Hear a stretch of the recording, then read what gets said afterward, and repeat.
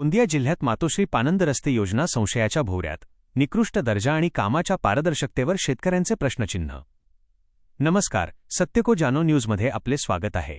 गोंदिया जिल्ह्यातील 8ही तालुक्यांत गोंदिया, आमगाव, तिरोडा, गोरेगाव, सडक, अर्जुनी मोरगाव, देवरी आणि सालेकसा सध्या मातोश्री ग्रामसमृद्धी शेत पाणंद रस्ते योजनेची कामे सुरू आहेत. शेतकऱ्यांच्या शेतीला पक्के रस्ते मिळावेत, आधुनिक यंत्रांचा वापर सुलभ व्हावा आणि ग्रामीण अर्थव्यवस्थेला चालना मिळावी या उद्देशाने शासनाने ही योजना राबवली आहे. मात्र जमिनीवरील कामांची स्थिती पाहता ही उद्दिष्टे खरोखरच साध्य होत आहेत का, असा प्रश्न आता शेतकरी उपस्थित करत आहेत. कामाचा दर्जा आणि तांत्रिक बाबी इस्टिमेटमध्ये नमूद केलेल्या तांत्रिक निकषांचे पालन कामाच्या ठिकाणी होत नसल्याच्या तक्रारी समोर येत आहेत. रस्त्यांसाठी 80 मिलीमीटर आणि 60 मिलीमीटर आकाराच्या खडीचा मेटल वापर करणे बंधनकारक असताना अनेक ठिकाणी त्याचे प्रमाण अत्यंत कमी असल्याचे दिसून येते.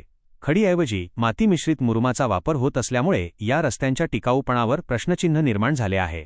या कामांसाठी मुरुमाची रॉयल्टी नेमकी किती ब्रासची काढली आहे आणि प्रत्यक्षात किती ब्रास वापरला जातो याच्या पारदर्शकतेवरही प्रश्न उपस्थित होत आहेत. मजुरांची हजेरी आणि संशयास्पद कामकाज. महात्मा गांधी राष्ट्रीय ग्रामीण रोजगार हमी योजनेशी MGNREGA ही योजना जोडलेली आहे.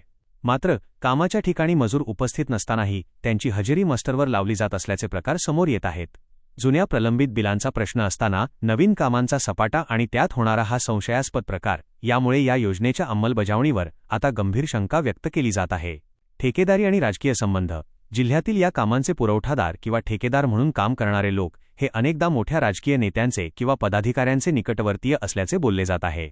राजकीय वरदहस्त असल्यामुळेच या कामांच्या गुणवत्तेकडे प्रशासकीय यंत्रणेकडून दुर्लक्ष होत आहे का, आणि ही योजना शेतकऱ्यांच्या हितासाठी आहे की केवळ संबंधित ठेकेदारांच्या फायद्यासाठी, असा थेट सवाल आता ग्रामस्थ विचारत आहेत.